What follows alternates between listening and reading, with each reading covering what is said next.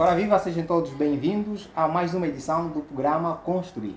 Já sabe, para nós é sempre um grande prazer poder ter você em nossa companhia. Desde já agradecemos por estar aí do outro lado. Agora, quem de nós nunca pensou em fazer mudanças? Em casa ou no nosso espaço comercial? Na verdade, reestruturar queremos todos. Porque até é um processo emocionante, não é? Que visa remodelar, não é? Que visa também reestruturar completamente um espaço, criando um ambiente verdadeiramente único e personalizado, não é? Portanto, eu lhe aconselho a não ter medo em fazer mudança. Pelo contrário, não é? Envolva-se nesse processo e deixe a sua imaginação fluir. Mas para garantir essa viagem no processo de remodelação, é necessário que primeiro acompanhe esse programa, porque hoje vamos falar sobre a reestruturação e design de interior. Assim terás todo o conhecimento necessário para poder então fazer a mudança com segurança e com todos os meios necessários. Porque quem nos vai dar todo o insight valioso acerca do tema é a nossa arquiteta Jéssica Branco, que é especialista em reestruturação e design de interior. Jéssica, bem-vinda ao Construir. Muito obrigada, Paulo. Muito obrigada por estar aqui. Saudações a quem está do outro lado. E vou estender o convite para depois assistirem ao nosso programa. Muito é um prazer imenso estar aqui com vocês. Parabéns à equipa, uma equipa toda jovem. Sou a única senhora aqui da sala a cuidar, então estou a ser mimada. É uma equipa com muito engajamento e vamos ver o que é que conseguimos contribuir para si que está aí. Fantástico. Com essa introdução eu até fiquei emocionado. Vamos, com essa forma de dizer, de se apresentar, de convidar o pessoal a poder então acompanhar o nosso programa, vamos estourar no YouTube. Vamos estourar. Muito bem. A primeira questão que eu lhe coloco é, se tivermos que criar um conceito sobre reestruturação e design interior, de que forma é que podemos compreender? Bem, eu gosto de partir, para qualquer projeto que estou envolvida, gosto de partir do indivíduo. E vai ver que este termo vai repetir-se muitas vezes ao longo da nossa conversa, porque de facto sempre que vamos fazer um novo projeto, seja ele de arquitetura, seja ele de interiores ou qualquer outro projeto, devemos prever, considerar sobretudo quem é a figura que vai usar o espaço. No caso, por exemplo, se tiver que fazer um projeto para si, o projeto deve estar nas dimensões todas que ele tem, deve estar voltado àquilo que vai ser a sua necessidade, a sua rotina de uso, a sua exploração daquele espaço, ou se for um espaço comercial, qual é o público que este determinado espaço vai criar. Então, qualquer conceito, qualquer pilar que se queira criar, tem que se considerar quem vai usar aquele espaço para então se conseguir ter um conceito que seja funcional. E quando falamos em reestruturação de interior, não é? Por onde é que podemos começar? Como disseste muito bem, temos que olhar no perfil de quem solicita o nosso serviço. E mais uma vez, começa sempre pelo indivíduo. Nós, na SAGEP, que é o meu escritório de arquitetura, começamos sempre pelo briefing, não é? O cliente contacta-nos, fala-nos basicamente aquilo que quer, nós internamente, depois de todas as questões administrativas, desenhamos um briefing, que tem simplesmente o objetivo de tornar mais íntima a relação entre o escritório e as pessoas que vão usar. E normalmente recomendamos que quem vai, no caso do cliente, se for uma família, por exemplo, que esse briefing seja preenchido por todos os membros daquela família, porque embora estejamos a falar com pai e mãe, há filhos. E esses filhos têm ideias, por exemplo, para o quarto da menina, ela deve ter uma ideia que o meu quarto é rosa, ou não quer rosa, já está num padrão que já não quer nenhum tema. O rapaz, se calhar, é um gamer, quer um quarto mais escuro, mais claro. Então, é importante que se envolva toda a família neste processo. Então, todo e qualquer projeto começa ainda no indivíduo. Mas é difícil depois ter que alinhar a visão do cliente com aquilo que é a funcionalidade mais moderna, ou seja, os materiais, a tendência. Pronto, acho que penso que a expressão mais correta seria alinhar o desejo do cliente com a tendência e a praticidade. O briefing, em princípio, é um documento que ajuda-nos a ter essa leitura, não é? É também importante, depois do briefing, visitar o espaço que nós vamos fazer a intervenção. Isto ajuda-nos a perceber se a estrutura que existe atualmente é realmente uma que já responde àquela necessidade, só vamos ter uma intervenção a nível de interiores, ou se necessita de alguma intervenção a nível da arquitetura para readaptar aquelas necessidades, não é?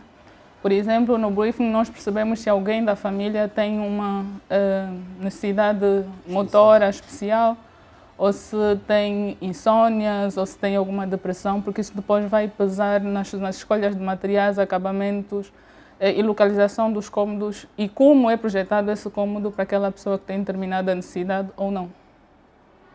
E como é que determina o melhor layout para um determinado espaço? Vamos continuar a vibrar A visão do indivíduo, né? Por exemplo, vocês não têm iniciativa de sugerir? Nós temos iniciativa de sugestão, mas a nossa sugestão deverá ser sempre em relação à necessidade que este indivíduo tem. Por exemplo, eu tenho um cliente que mora sozinho e passa o dia fora de casa e a casa dele precisa de... E ele vem para casa só para dormir. E depois tenho um cliente que é casado ou não, que tem uma mulher e que tem crianças. Depois tenho um cliente que, embora seja um casal, não tem filhos. A abordagem que eu vou ter para cada um desses clientes é diferente, porque as necessidades deles são diferentes. Por exemplo, uma casa que tem crianças, eu já tenho que prever que os cantos não podem estar muito aguçados, que a arrumação de determinado mobiliário, de determinado elemento decorativo não deve estar acessível a X metros.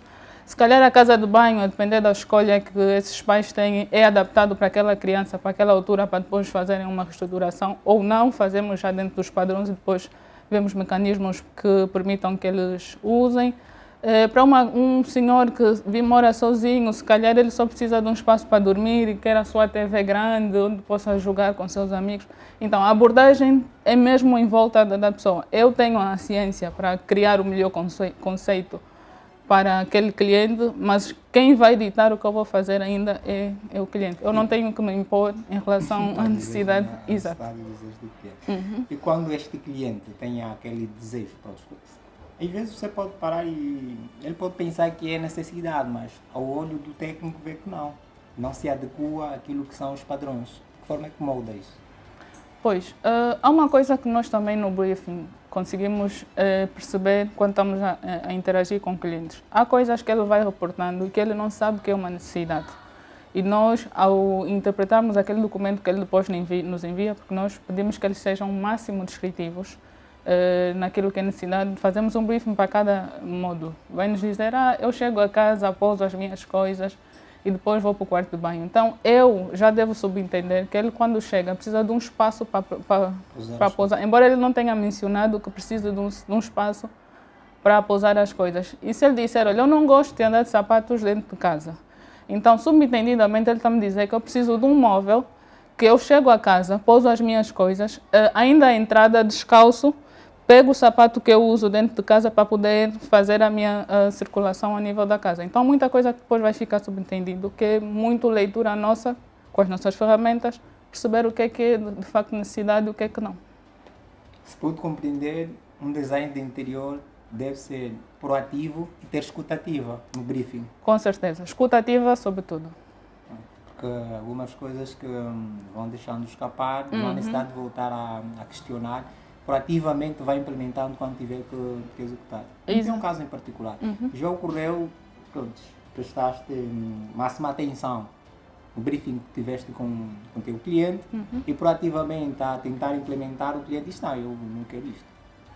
Vai acontecer, às vezes, porque, como eu disse, o briefing dá-nos luzes do que é necessidade para ele e que ele ainda não entende. E nesses casos nós temos a obrigação de esclarecer cada coisa, cada solução que nós apresentamos. Não é chegou e pôs o sofá assim porque eu quero pôr o sofá assim. Olha, eu ponho o sofá assim porque a sua rotina é assim, assado, assado, assado. Olha, estamos a propor esse móvel porque é assado, mas é flexível, completamente a flexibilidade dele dizer não. Mas nós estamos a prever isso em relação àquilo que nós entendemos. Nunca será uma imposição, a casa é do cliente, quem vai usar é ele, mas nós temos a obrigação de fazer a proposta e prever.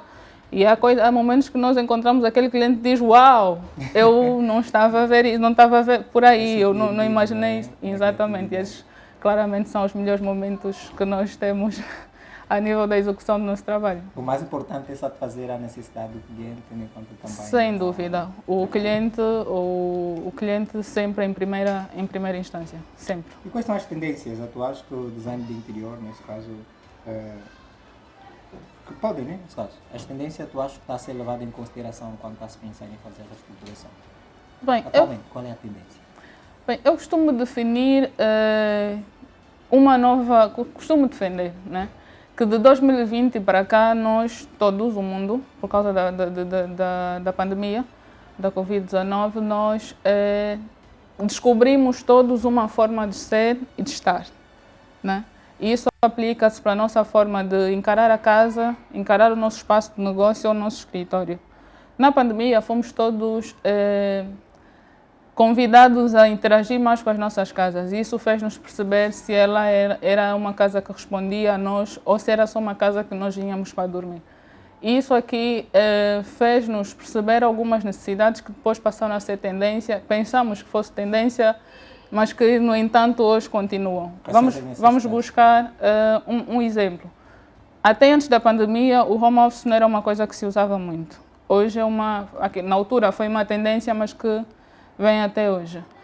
Uma outra tendência que podemos falar aqui é os espaços contínuos, né? Os espaços, como é que eu posso dizer, integrados. Mas isso aqui eu gosto de abrir um parênteses, porque tem muito a ver com a questão cultural. Como assim, Jéssica? A nossa culinária tem características muito próprias, muito particulares. Por exemplo, nós gostamos de um bom fungo de carne seca, ou gostamos de um bom peixe frito. Eu que sou do sul, gostamos do bom sumate com peixe seco. Yakisango aí, né? E yakisango, obviamente. Então, essas coisas, essas comidas têm cheiros. Por exemplo, se eu tenho uma cozinha que é integrada com a sala, eu preciso pensar duas vezes, embora seja muito bonito, eu preciso pensar duas vezes. Se essa tendência é uma coisa que é adequada a mim, à minha família e aos meus, né?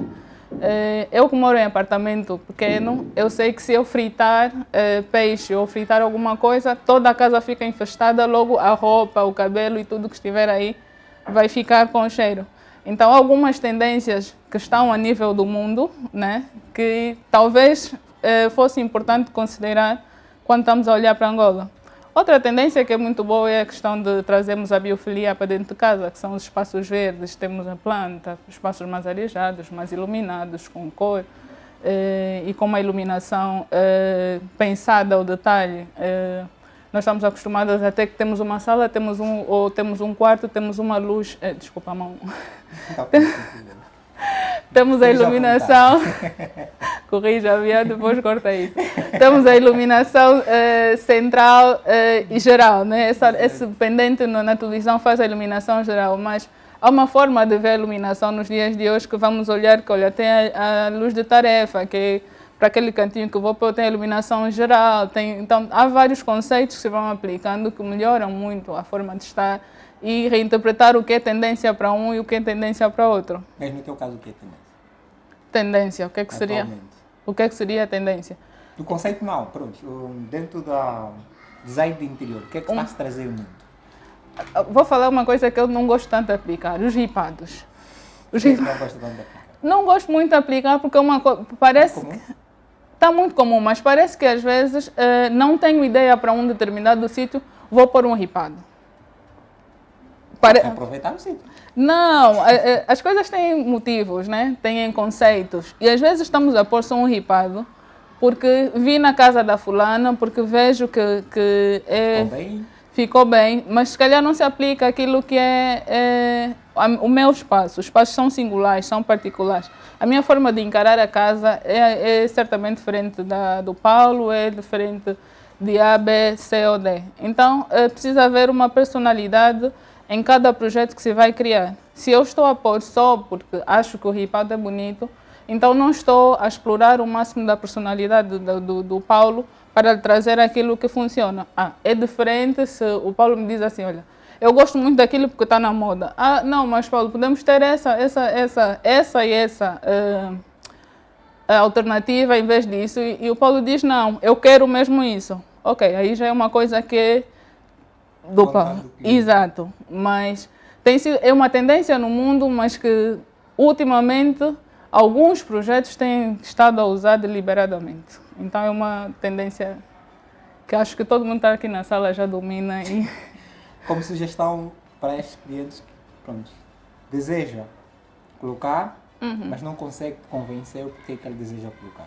E você olhando para ele, não se adequa para aquilo que é. Pronto, estávamos a falar aqui muita personalidade, se assim podemos dizer, né? Tendo em conta também a sua rotina, o próprio espaço em que ele pretende implementar. Qual a sugestão? não, Tirando o reparo, o que é que colocas? não. As soluções não acontecem assim, tirando A, coloca B, não. Nós, para fazermos um projeto, nós temos mesmo um trabalho de pesquisa. Há um trabalho associado e até seria um bom tema a discutir a forma como nós educamos o cliente ou a forma como o cliente entende o trabalho do arquiteto, do designer de interior e outros. Ainda há uma desvalorização do profissional na área porque ainda entendem que é só um boneco. Vêm o 3D e acham que o projeto é só o 3D. Não, há todo um trabalho por trás e muito árduo para se conseguir ter o resultado que eles depois veem e percebem como boneco. Nesta altura não vou conseguir dizer que, olha, se não tiver o ripado, vou pôr a tinta, ou vou pôr um papel de parede, ou vou pôr porque as soluções são mesmo personalizadas, são mesmo estudadas, são mesmo testadas, para conseguirmos ter um ambiente que responda àquela necessidade em especial, àquele ambiente especial. Então é muito de análise, estudo, pesquisa, execução, teste, volta a analisar, é um processo. Muito bem, eu vou recuar um pouco quando falavas do cheiro em função dos fritos, entre outros manjar que são confeccionados em casa e acabam por liberar um certo cheiro. Mas não nos disse como é que podemos evitar isso. Não, quando eu refiro-me a isso, não é que nós vamos evitar, nós não vamos mudar os nossos hábitos alimentares. Não cardápio, né? Mas como é que vamos comatar essa... Pronto.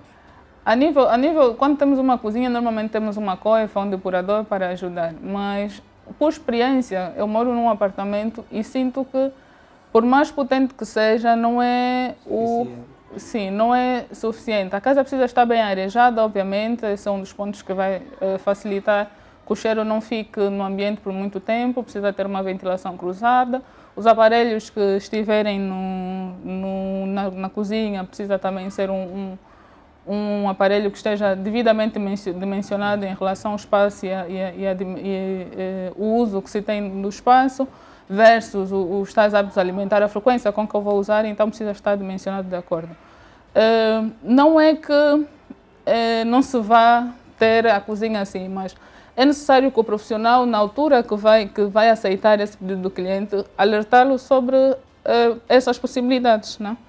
Porque depois fica tipo, eu fiz a minha cozinha assim, a minha casa cheira, mas ninguém me disse que a minha casa ia cheirar por ter a cozinha aberta. Então é sempre importante que eu digo que nós temos que, a cada passo que vamos dar na casa do cliente, embora seja uma ideia que ele já tem fixa, olha, eu quero a minha cozinha assim, é necessário que se diga, olha, as vantagens de ter essa cozinha assim são A, B, C, D, e as desvantagens de ter essa cozinha aqui são essas e aquelas. Para as vivendas, às vezes as pessoas conseguem contornar um bocadinho porque, embora nós, é cultural, né? Temos a ideia temos a casa principal e depois temos o anexo que tem uma cozinha onde tem a cozinha principal. Nestes casos, talvez essa questão do cheiro não se aplique e consigamos abraçar a tendência da cozinha aberta e da cozinha integrada, se quisermos assim chamar. Bem, falando também da iluminação, como é que ela pode afetar o ambiente em si?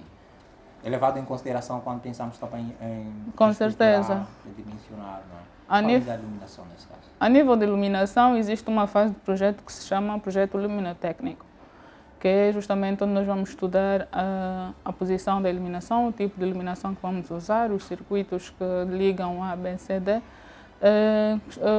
A nível do nosso campo profissional, costuma-se dizer que um projeto sem iluminação, sem um projeto luminotécnico, um projeto arquitetônico ou de interior sem um projeto luminotécnico, não é um projeto. Porque a luz ajuda a destacar determinado elemento ou apagar, né? Pôr o foco ou retirar. ajuda a perceber as texturas, as sombras, o ambiente, consegue trazer um ambiente mais aconchegante, um ambiente mais leve. Por exemplo, nós fizemos uma luz que não é recomendada, uma luz branca na casa, estamos a simular, estamos a informar ao nosso cérebro que ela é um ambiente para trabalhar. Até costumam dizer que a luz branca dentro de casa se parece a um hospital.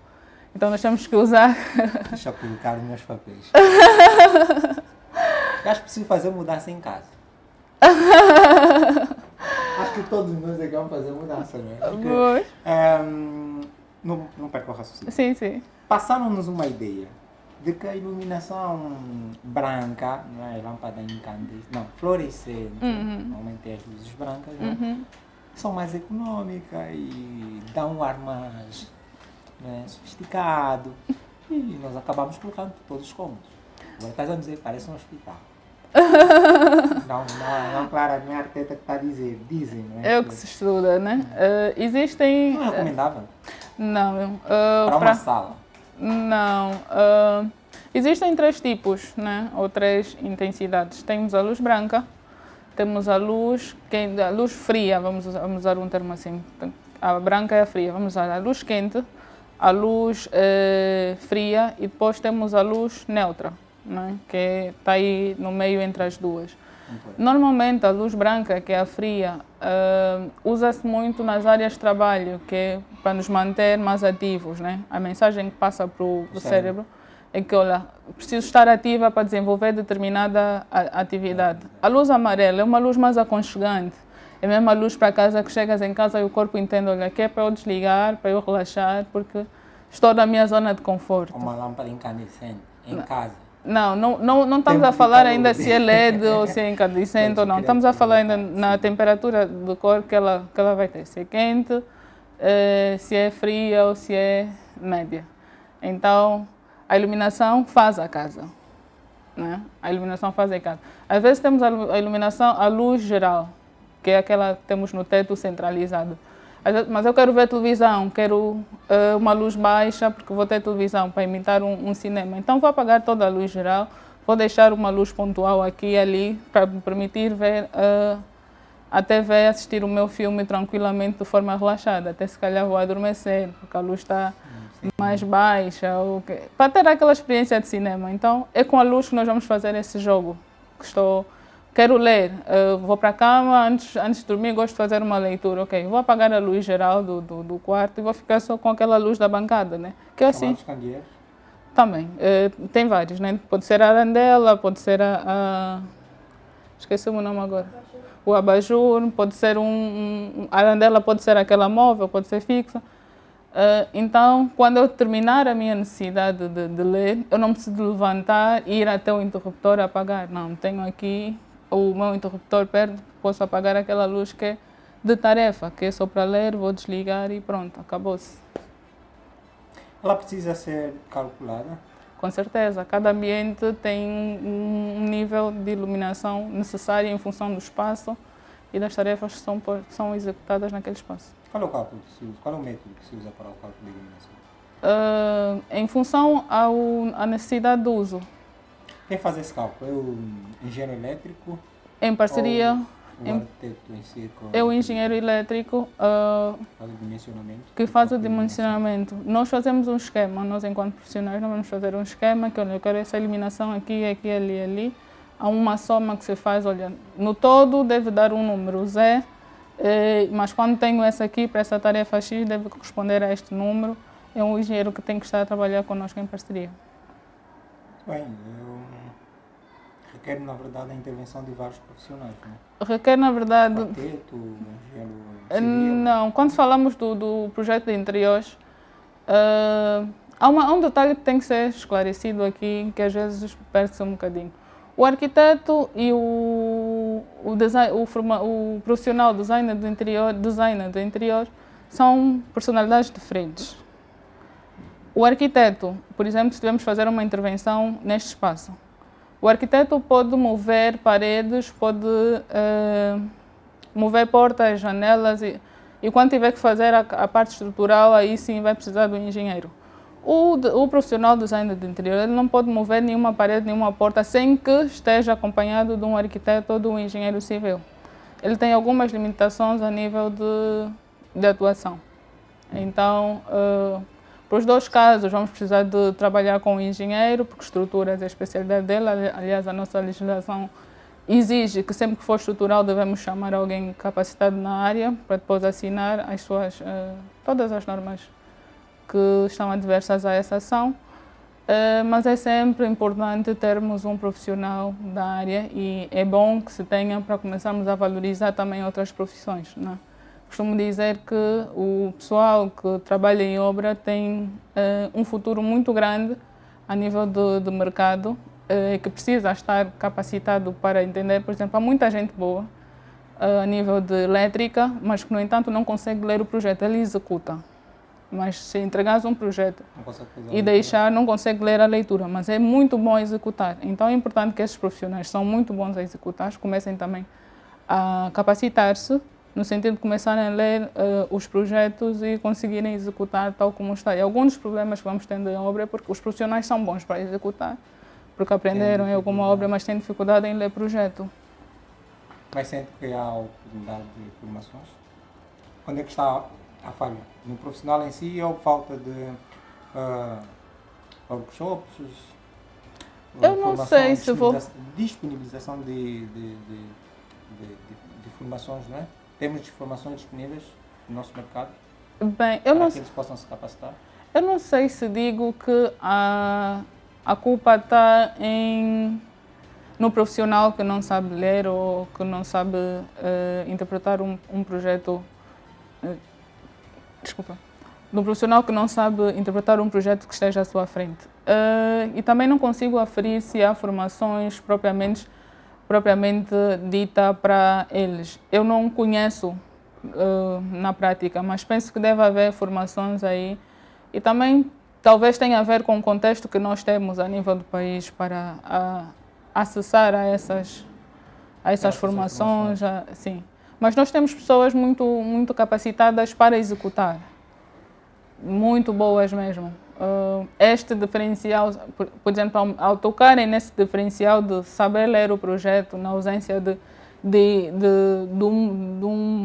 encarregado para estar a instruir, olha, que é assim, ele pegar no projeto, ler, entender e dizer, olha arquiteta, aqui a informação que li é essa, então vou executar assim. Seria um passo muito grande para as construções, para os avanços das obras e os prazos, o impacto que isso tem, porque se isso não estiver alinhado com a arquiteta, enquanto a arquiteta não chegar à obra, o trabalho está todo parado. Exatamente. Então, isso aplica-se ao eletricista, vai aplicar-se ao canalizador, vai aplicar-se ao pedreiro. O pedreiro é aquela figura meio independente na obra. Às vezes encontramos paredes ou janelas onde não foi previsto, mas é um ser autônomo. Mas é interessante, há muito conteúdo também disponível gratuitamente nas plataformas.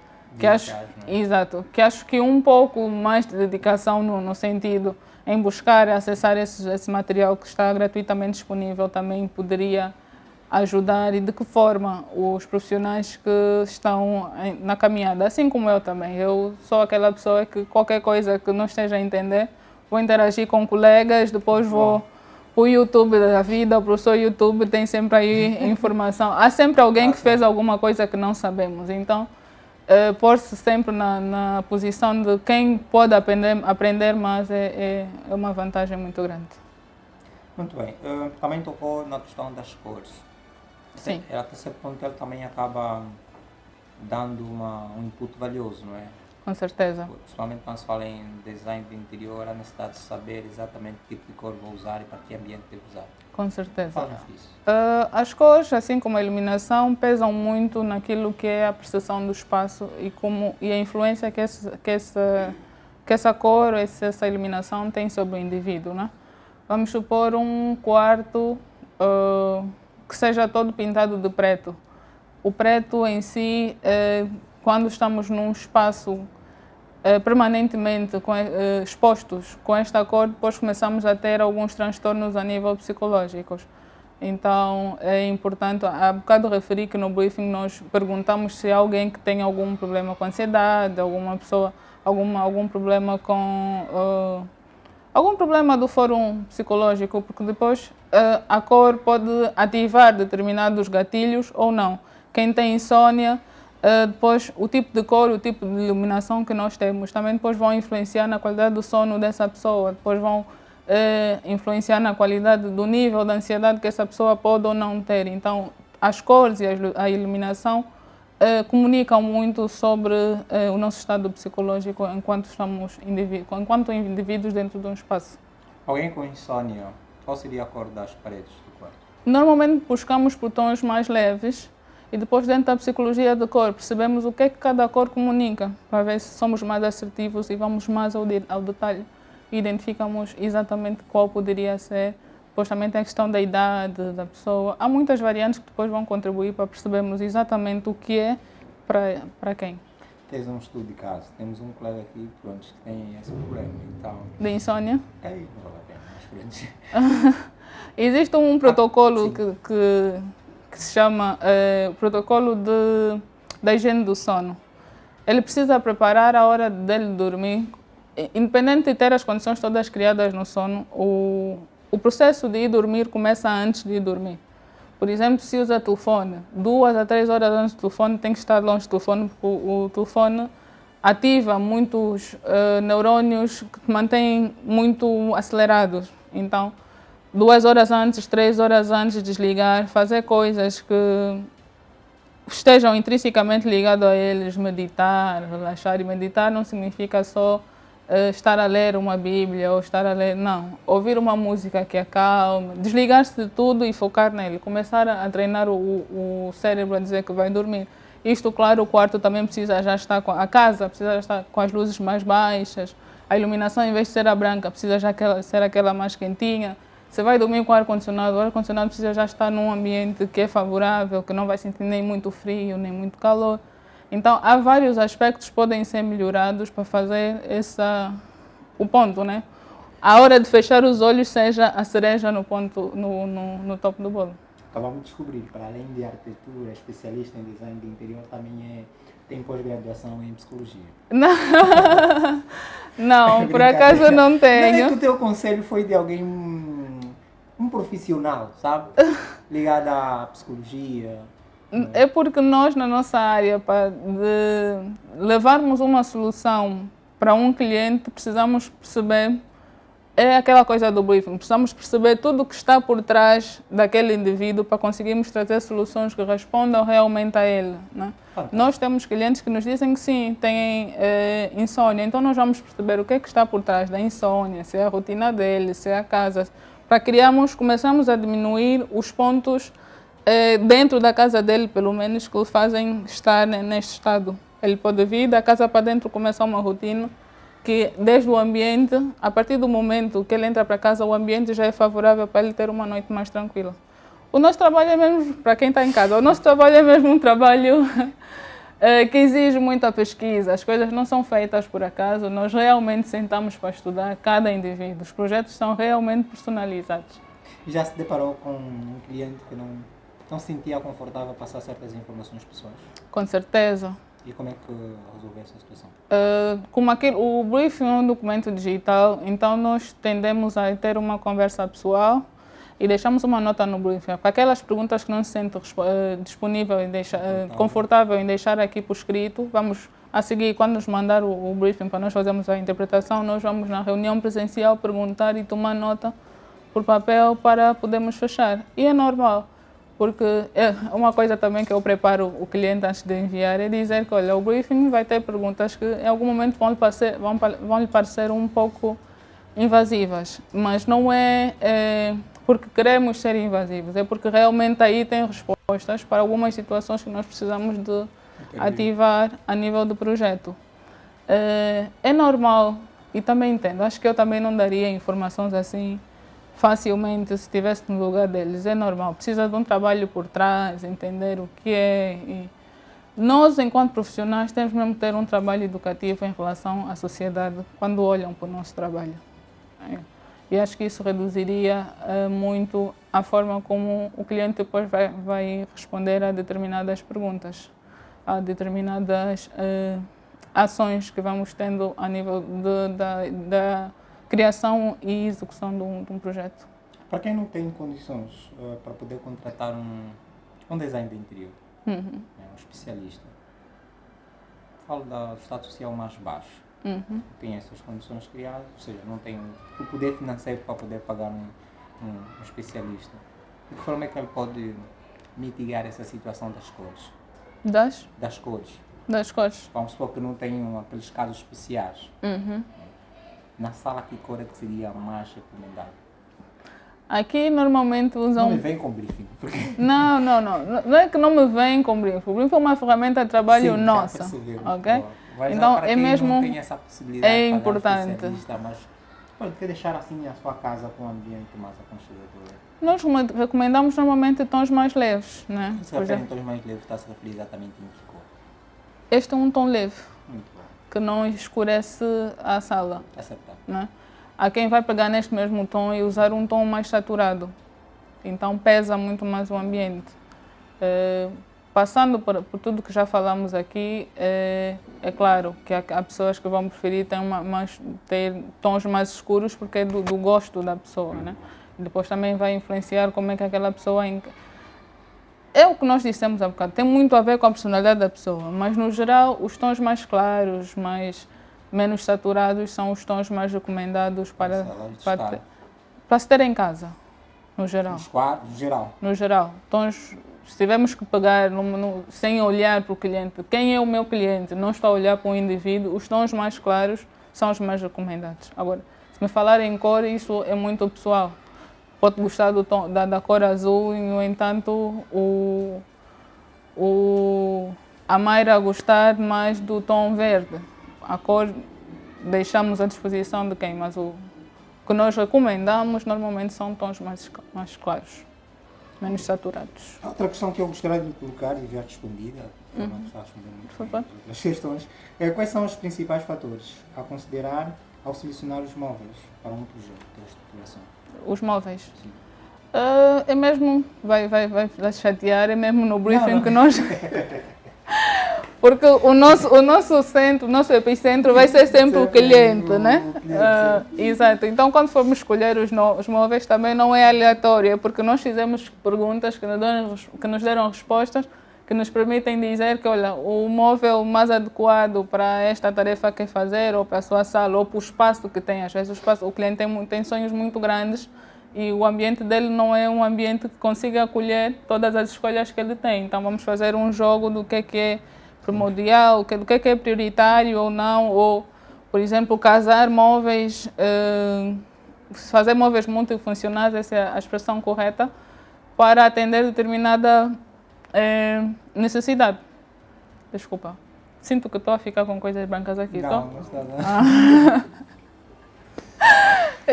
Então, os móveis vão responder àquilo que é necessidade do cliente.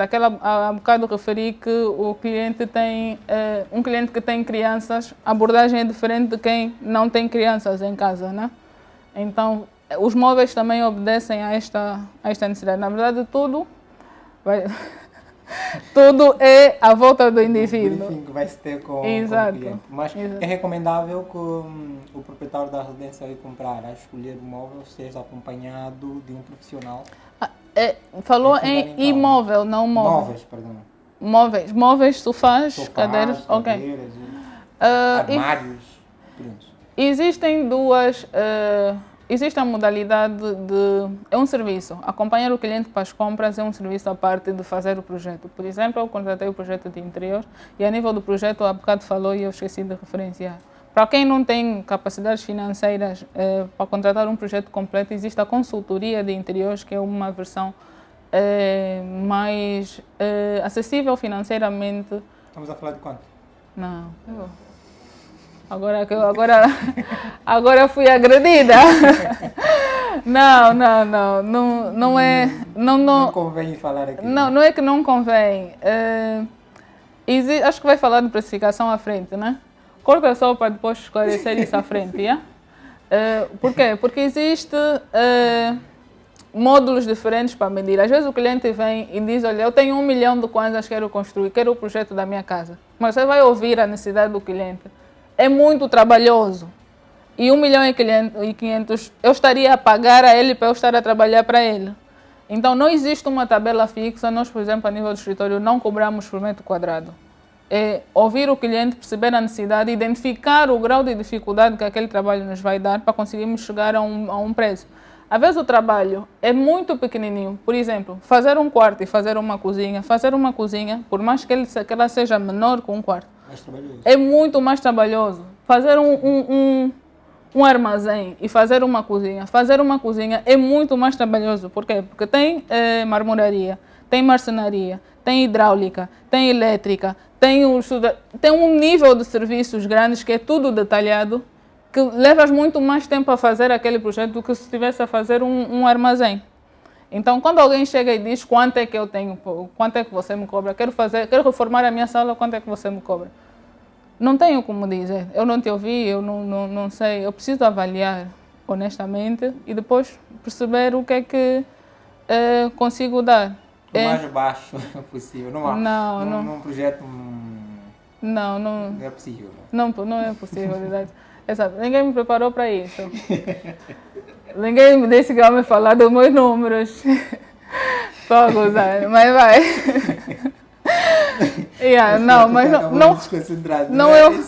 só para quebrar o gelo. Mas não há problemas em falar de números, mas é realmente uma coisa muito recorrente. Olhamos para um cliente que vem e diz, olha, eu tenho X para pagar, para comprar isso. Já há casos que a pessoa às vezes olha para aquilo e diz, olha, não vale a pena, embora eu esteja a precisar de projetos, não vale a pena eu receber esse 1 milhão e 500 porque estarei a pagar para trabalhar. Tem o tempo que a equipa está trabalhando, né? Sim. Tem que pagar o salário da pessoa que está trabalhando. Depois tem o tempo que este projeto vai demorar a fazer no escritório, isso conta.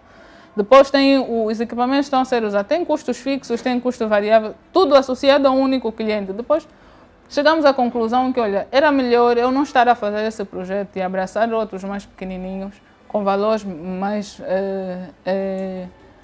mais baixos, do que estar a pegar esse de 1 milhão e 500 e eu estar a pagar a trabalhar. A esta altura, no princípio da carreira, a pessoa já teve esses momentos de pegar um projeto porque um cliente chegou, vou pegar, vou abraçar para ir. Mas hoje em dia já tenho noção que eu tenho custos fixos, que eu preciso considerar esses custos, porque eu pago contas, eu depois tenho impostos, depois tenho equipa para pagar, depois tenho equipamentos para substituir. Há uma série de custos associados que depois vejo que 1 milhão e 500 afinal só cobriu 30% daquilo que são os teus custos. E quanto à sustentabilidade, como é que podemos integrar no processo de reestruturação? A sustentabilidade é um termo que eu gosto de aplicá-lo não só a nível do projeto, eu gosto de aplicá-lo de outras formas. E de outras formas como? Existe uma realidade, nós arquitetos, e nós seguimos muito o Brasil, né? E a minha colega até que deve estar já farta de me ouvir falar do Brasil. Mas enfim... É uma fonte de inspiração? Acho que nós bebemos muito, em qualquer profissão, nós bebemos muito do Brasil, né? E apreciando o que o Brasil faz, a sustentabilidade deles a nível do projeto é uma coisa bonita de se ver. Por quê? Eles, quando vão projetar, eles vão usar o artista plástico local para fazer as obras de arte. Vão usar o artesanato local para decorar. Para preencher o seu projeto, ele vai explorar antes aquilo que é local. Nós há dias tivemos um exemplo de uma brasileira que apareceu num vídeo a identificar que não quero um material que é feito de cestaria. Não sei se vocês chegaram a ver esse vídeo. A China está importada, o quero está importado da China, está a vender a 5.000 kwanzas. E é um serviço, é um trabalho que a nível local tem. Eu lembro muito bem que eu sou parte do movimento Leva Arte. E dentro das nossas atividades íamos visitar lares de idosos. E é um trabalho que aqueles senhores do lado idoso fazem. E é vendido a um preço de total desvalorização. Imagina se essas grandes indústrias que vendem esses materiais comprassem desses idosos, como é que eles, a nível de economia sustentável, estariam a contribuir? Muito. Exatamente. Nós hoje aqui, para decorarmos uma casa, temos que depender da madeira, do material que vem de fora. A nossa madeira que é tratada aqui, que é produzida aqui, tem que sair para depois entrar, depois quando entra está muito mais caro. Nós, para pormos um chão em casa, temos que esperar que alguém produza, mande, ou se usamos o material angolano, que nós, a nível da nossa profissão, se usamos aquele mosaico que é angolano, vamos dar 7 passos, depois o chão está gasto.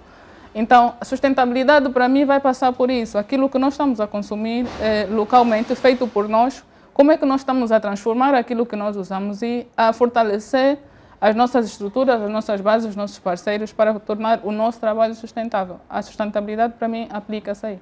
E de que forma é que aborda a maximização dos espaços? O que seria a maximização do espaço? Vamos supor que nos espaços mais pequenos, de que forma é que reaproveita esse espaço, não é? Vou dar um exemplo muito prático. Em minha casa acontecia, não sei se ocorreu também na tua família, havia uma época que as nossas mães decoravam a nossa casa com rendas e muitos móveis, né? E quase que não havia espaço dentro da casa para a circulação. Okay. Atualmente deve estar a reduzir, mas eu gostaria de ouvir parte da arquiteta Jéssica, de que forma é que aborda esse aspecto de maximização dos espaços, ou seja, tentar usar da melhor forma possível os espaços. Ok, eu não sei se... Não sei se consegui fazer perceber. É isso que eu vou tentar perceber agora. Não sei se eu entendi se está a falar a nível da decoração ou se está a falar de um espaço que é pequenininho e eu quero dar a sensação que esse espaço é maior. Sim, pode ser isso? também. Por exemplo, temos uma sala muito pequenininha. Nós temos algumas técnicas que podem passar a sensação de que o espaço é maior. Por exemplo, temos uma parede e vamos para o espelho. O espelho vai dar a ideia de que aquele espaço é 2 vezes maior porque ele está a espelhar aquele ambiente por inteiro, certo? Compreendo. Ok. Vamos usar tons claros. Os tons mais saturados vão parecer que o espaço encolheu. Os tons mais claros vão parecer que o espaço é maior.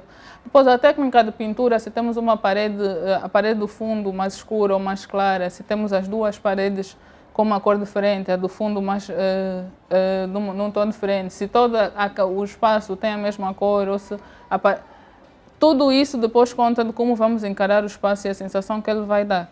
Então, é perceber primeiro como o espaço funciona, como o layout daquele espaço funciona, para conseguirmos aplicar essas técnicas e ter uma ideia melhor e reaproveitar melhor esses espaços. Então entendeu muito bem a minha questão. Deu uma resposta à altura, né? E quanto aos desafios que têm enfrentado? Na profissão? Quais são os mais comuns? Sim. Bem, temos alguns, acho, como todas as profissões, vamos tendo alguns desafios e um deles passa por a educação, no bom sentido, do nosso cliente em relação à nossa profissão. Como disse, há muitos clientes que vêm ter conosco numa posição de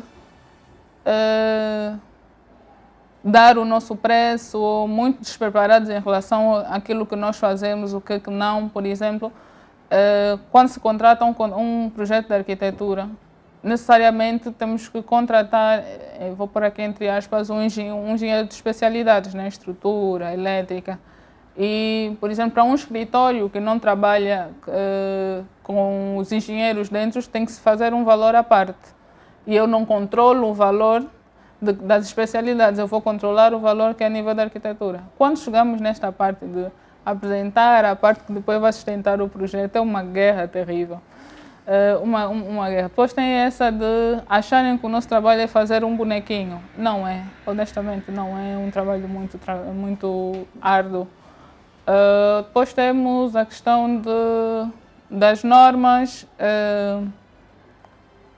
que regulam a nossa profissão, vamos dizer assim, né?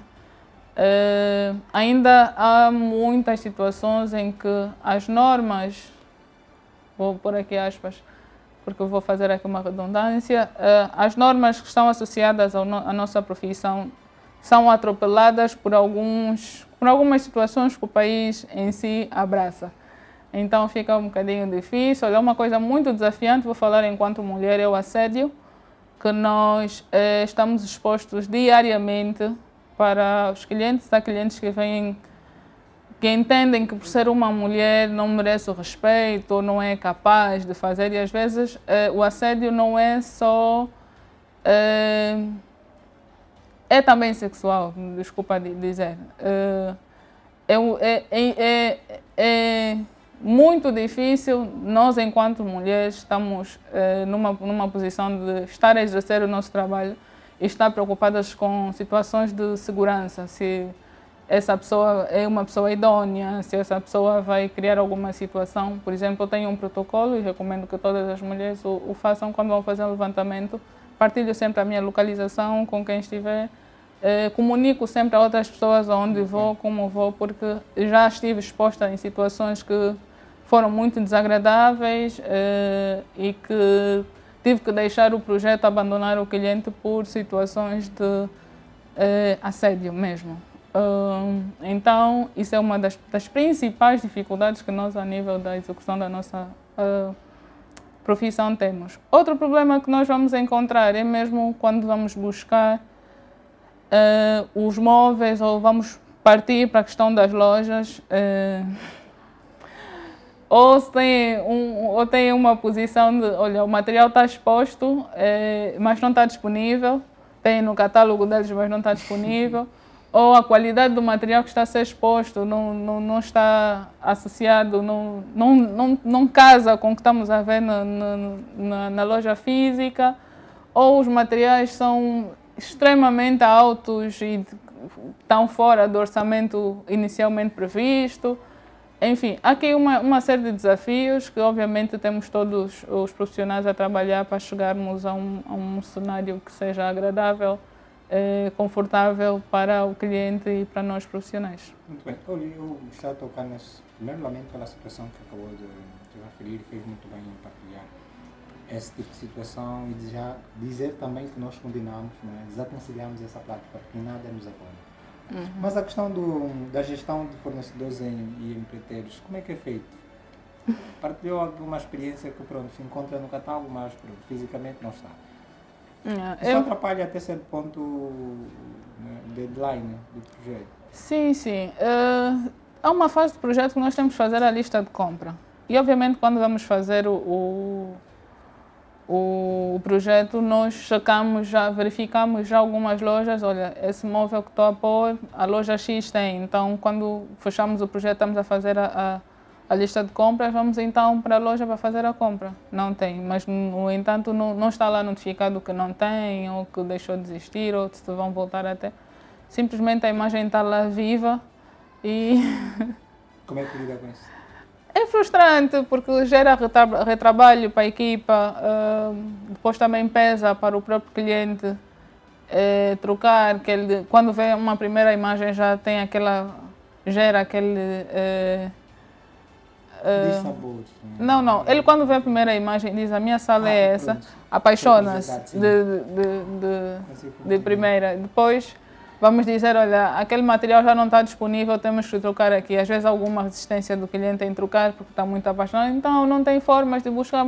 E a forma, isso também é uma coisa que as lojas precisam trabalhar com as equipas de vendas. A forma como os vendedores lidam conosco diz muito sobre o que é aquela loja. Às vezes o dono da loja tem uma forma diferente de lidar, mas as equipas de vendas estão tão despreparadas para lidar com o público. Ok, não tem isso, não consegue sugerir outra coisa, não consegue... São menos proativos. Falta a proatividade da parte dos clientes, dos funcionários das lojas em particular. Olha, não tenho este material aqui, mas tenho este, ou não tenho este, mas daqui a X tempos a loja vai receber, ou podemos ver isso.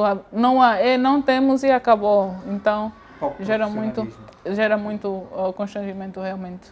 Nós estamos quase ao final do nosso programa, mas eu gostaria ainda de... Por favor, o meu episódio que tenha mais tempo, pelo amor de Deus. Os avanços tecnológicos estão influenciando o design de interiores? Olha, eu sou aquela pessoa que ainda, por exemplo, vamos falar do ChatGPT ou outras plataformas que as pessoas põem a imagem e geram alguma coisa. Eu sinto-me uma idosa neste quesito, porque ainda não me predispus a usar da tecnologia, das novas tecnologias para gerar projetos, gerar conhecimento. Tenho um amigo, por acaso, insiste que eu tenho que organizar-se. Exatamente, mas não é uma coisa que eu esteja apta para falar agora, porque não experimentei. Mas a nível de ferramentas de trabalho, por exemplo, os programas que nós temos trabalhado para produzir os projetos, sim. Há aqui um grande avanço e muito mais alinhado à qualidade do tempo do projeto que a pessoa pode ter em relação aos projetos. Então, é um tema que eu não saberia descrever. E de que forma é que nós podemos olhar pelo espaço e notar que, na verdade, precisam de intervenções? É uma escolha do cliente, né? Ele vai olhar para a sua casa, não posso... Apesar que nós, quando entramos nas casas, verdade seja dita, nós profissionais, entrarmos já a olhar e fazemos um julgamento aqui dentro do coração. Isto não devia estar aí, mas, devia estar aí. Aqui estamos a olhar, mas a nossa mente já está dizendo aqui se calhar isso, ABC, mas nunca vamos expor isso por uma questão de ética, obviamente. E porque é o nosso trabalho, para fazermos aquilo é o nosso trabalho, tem que pagar para termos isso. No entanto... É muito mais uma questão pessoal de querer fazer mudança, não porque o espaço requer intervenção de estruturação. Sim, eu não posso chegar, até há aquela ousadia de eu, enquanto profissional, chegar numa loja e dizer, olha, a sua loja tem muito potencial se fizermos isso, aquilo, mas é diferente de chegar na casa de alguém e dizer, né? A minha abordagem para um espaço comercial, para um espaço corporativo, é diferente para uma casa. Se for vender, olha, é uma situação bem engraçada que eu passei por causa dessa coisa de ter com o cliente apresentar, meu Deus, que vou contar isso, de ir ter com o cliente e propor uma alteração. Temos tempo, né? Vou contar. Olha, certa vez eu precisei comprar um bolo de aniversário. Na verdade, uma amiga fez uma surpresa para mim no meu aniversário e fomos a uma loja comprar um bolo de aniversário. E nesse dia eu olhei para o espaço e disse, eu tenho muitas boas memórias desse espaço, de como ele era antigamente, mas hoje em dia não passa a mesma vibe, está um espaço morto, muito desatualizado em relação àquilo que são tendências de decoração do espaço. Os espaços hoje estão muito, chamam instagramáveis, e esse espaço parece que parou no tempo. Meses depois, uma amiga também faz anos e voltou a esse mesmo espaço para comprar o bolo. E nesse dia eu disse, bem, tem que fazer aqui alguma coisa. Pergunto, a equipa não são angolanos, são árabes. E eu pergunto, tem alguém que possa falar comigo? Eu sou arquiteta, vejo que o espaço, eu tenho boas memórias desse espaço e vejo que o espaço está um bocadinho em baixo, queria saber se vocês teriam interesse em remodelar e tudo mais. O senhor que estava a atender disse, eu não sou o chefe, mas posso ficar com o seu número e vou passar ao meu chefe. Detalhe, eles não falam português, eu não falo inglês, mas mesmo assim fui comunicar. Cheguei em casa, fui para o Google, escrevi uma mensagem, primeiro digitalizei a mensagem em português, a apresentar-me o que era, o que eu fazia no espaço e não sei o quê, e o que eu ia com a minha família fazer, e como vejo o espaço, identifiquei os pontos que poderiam ser melhorados, não sei o que, numa mensagem. Passei para o Google Translate, traduziu a mensagem, depois peguei naquela mensagem, falei com uma amiga que fala muito bem o inglês e dele para avaliar, fez lá as correções e não sei o que. Ficamos com uma mensagem bonita. Mando para o senhor. O senhor, quando vê a mensagem, o dono, diz, está bem, tens que vir aqui amanhã para reunir. Marcamos a reunião. Muito bem, fomos. Sem um tradutor, sem nada. E quem estaria intermediário, o sobrinho dele, que fala um bocadinho do português. Chego na loja no dia, o que ia intermediar não está, mas o chefe estava. E estava um outro membro, também árabe. Aquilo começamos a falar pelo telefone. Eu escrevo uma coisa no Google Translate. E põe assim, ele lê, escreve e passa. O senhor, o árabe, fala a língua dele, não fala inglês e fala francês. O senhor estava a falar comigo, fala árabe, só. E eu falo só português. E estava uma menina angolana que também fala português, que fala naquela mímica deles. Eu disse, isso aqui está bem, o negócio já está aí bem. Passando um bocadinho, já tínhamos feito uma visita pelo espaço. Olha, aqui quero assim, aqui quero assim, aqui quero assado. Eu disse, meu Deus, fechei o projeto, isso vai ser uma história inédita, porque eu estou a fechar um negócio com pessoas que eu não falo a língua e pelo telefone estou a ter um posicionamento bom. Nisso chega um jovem árabe, mora em Angola há 20 anos, fala muito bem o português.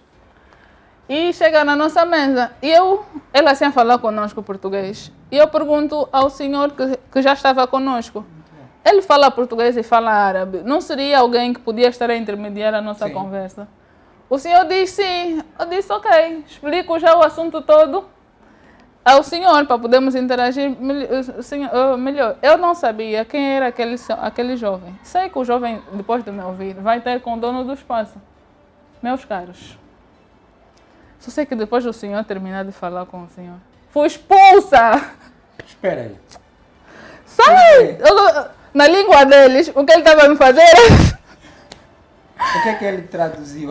Eu não sei, não faço a mínima ideia do que o senhor foi falar. Um senhor estava tão simpático comigo a cuidar, quase que me levava ao colo para me expulsar do espaço daquela forma. Olha, sei que saí daí muito desmoralizada, fui para fora do espaço e chamei a angolana, perguntei o que é que se passou.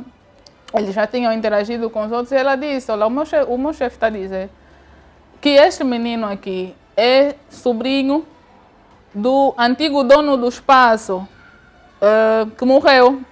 O novo gestor é que está a fazer a casa cair. Eu acho que a abordagem do senhor que foi ter com ele foi tipo, você está a estragar o negócio que o meu irmão fez. O que eu entendo, para ele ficar tão irritado. É tipo, a abordagem dele foi essa, está a estragar o negócio que o meu irmão fez. A arquiteta até está a vir aqui tentar melhorar para ver se tu te salvas. Eu acho que a abordagem dele foi essa. Eu sei que até hoje o senhor não me quer ver nem pintada de ouro, bronze, prata ou lama. Não quer saber de mim. Não mandou uma mensagem. Perdi o negócio. Mandei mensagem, jamais fui respondida.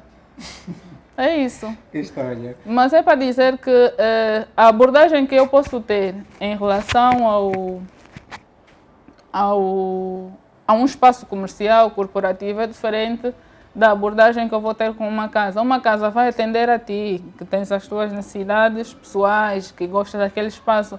E às vezes aquilo que eu chamo de desarrumado e mal enquadrado é muito bom para quem mora. Agora, com um espaço comercial que eu identifico um determinado público e vejo que, olha, atualmente mudando isso do teu negócio vai atrair esse público vem para aqui, esse público que é muito do telefone, vai gravar conteúdos daqui, vai mostrar o teu espaço para outras pessoas, e outras pessoas vão se sentir atraídas, vem. E até o cardápio daquele espaço mudou. Entrei, nem posso dizer isso, mas enfim, era uma mudança muito estratégica, muito boa, até porque eles estão muito bem localizados. E assim como em mim, eles devem ter uma memória afetiva muito boa, para as pessoas que cresceram a usar aquele espaço e que hoje simplesmente não ponham o pé lá pelo estado que aquilo está. Enfim, eu espero que outro profissional consiga identificar qual é o espaço, não vou aqui mencionar, e que transforme. Terei gosto em fazer foto para o senhor ver que eu estou... Na verdade estão a matar a memória, né, daquele espaço. Sim. Hoje eu que vou àquele espaço não consigo identificar nada que se conecta à experiência que eu tenho naquele espaço, porque os espaços, a arquitetura e o design geram experiências. Por isso é que se diz que a arquitetura em algum momento vai pensar a nível de metros, né? E o interior vai pensar a nível de centímetro, milímetro, porque ele vai pensar em cada detalhe, né? Se é para pôr este vaso é cor de laranja, porque ele está a passar uma mensagem do tipo A, B, C, D. Então, é isso. Muito bem, olha, para nós terminar, porque não quero, desculpa, não quero. Eu vou fazer uma questão que estávamos a tentar fugir, mas é inevitável, eu quero saber. De que forma é que determina o orçamento? Bem, o orçamento é hoje para nós, um dia, há algum tempo, nós já fizemos orçamentos por metro quadrado e víamos que nesta posição nós estávamos a pagar, sempre pagávamos para trabalhar. O que é que nós mudamos? Primeiro percebemos o que é que a pessoa tem para fazer, o grau de dificuldade que aquele trabalho tem e depois mensurar isso em relação ao possível tempo que este projeto vai nos levar a fazer, quantos recursos nós vamos aplicar para termos um melhor resultado, não vamos sempre pautar pela qualidade na entrega dos nossos trabalhos para depois conseguirmos chegar a um número. Isso por quê? Porque às vezes nós ouvimos para gerar um orçamento, olha, eu só quero isso, aquilo. Nós vamos fechar um orçamento. No decorrer do projeto vão surgir outras coisas que não foram mencionadas e que depois estão fora do escopo e nós já fechamos um número. E depois é um trabalho que fica assim, nós deixamos de ganhar, o cliente continua a abusar e depois vem um prazo que se estende, que depois ainda piora mais esse tempo. Então, hoje em dia, nós não temos um preço, uma tabela que se chegar e dizer, olha, eu tenho X metros quadrados, preciso fazer isso. Nós não temos, não vamos conseguir ter, não vamos dar, nem é um caminho que nós queremos voltar. É mesmo identificar as necessidades, perceber o grau de dificuldade, fazer todas as matemáticas que podem estar associadas àquele projeto, os recursos e tudo mais, para depois chegarmos a um valor que obviamente é negociado. Ok, não tenho esse valor para pagar agora. Existem muitas fases do projeto que pode aderir o projeto por fases. Então, ou não, tem outros. Muito bem, olha, nós queríamos continuar com essa conversa agradável, mas infelizmente temos um tempo para cumprir. Chegamos ao final do nosso tempo, mas nós acreditamos que teremos a oportunidade de voltar a falar a respeito do tema, não é?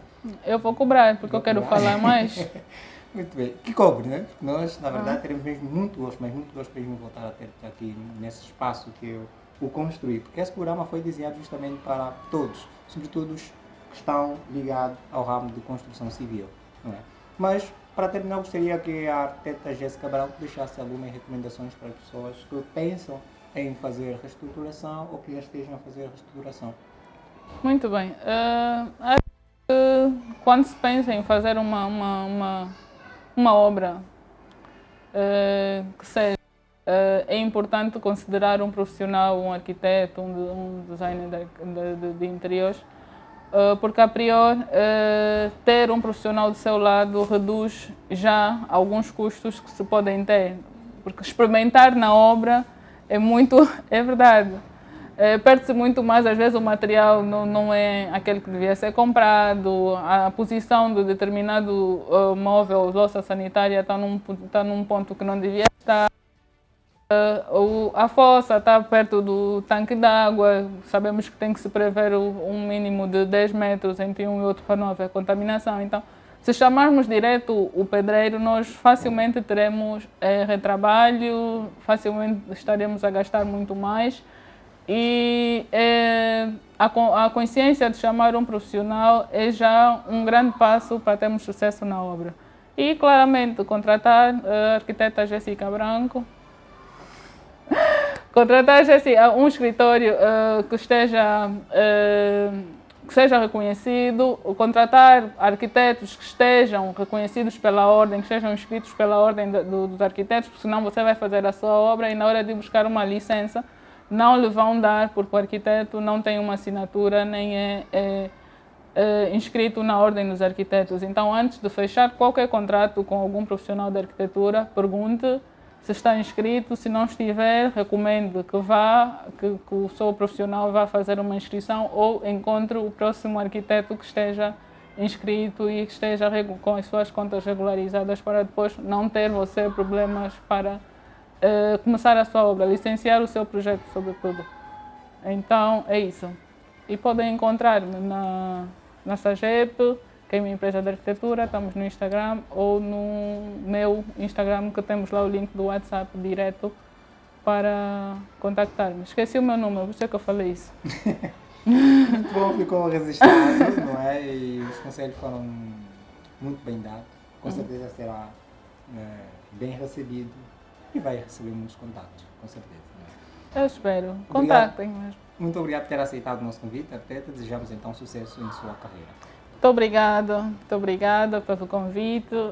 Eu quero voltar, eu nem queria que acabasse já. Estou aqui a fluir, a conversar, mas infelizmente feliz ou infelizmente temos que cumprir a hora do programa. Foi um grande prazer estar aqui com vocês e a toda a família da Ango Mais, um grande abraço, a iniciativa é muito boa. Era bom também que visitassem lojas para ouvir as outras partes, visitassem também preteiros ou outras partes para conseguirem ouvir também a outras, mas fazerem loco, acho que é uma boa ideia e é um programa que seria muito interessante, sobretudo para estudantes, seria um acesso de informação muito bom. Mas esse aqui foi um abraço que eu recebi desta equipa e obrigada. E assim chegamos ao final do nosso programa, agradecemos a si por ter nos acompanhado, esperamos contar convosco na próxima edição. Até a próxima edição, nós nos despedimos com muito amor e carinho, mas antes deixa de dizer, subscreva o nosso canal do YouTube, segue as nossas páginas nas redes sociais, queremos crescer com você. Então, virtude e trabalho, até a próxima edição. Estamos juntos.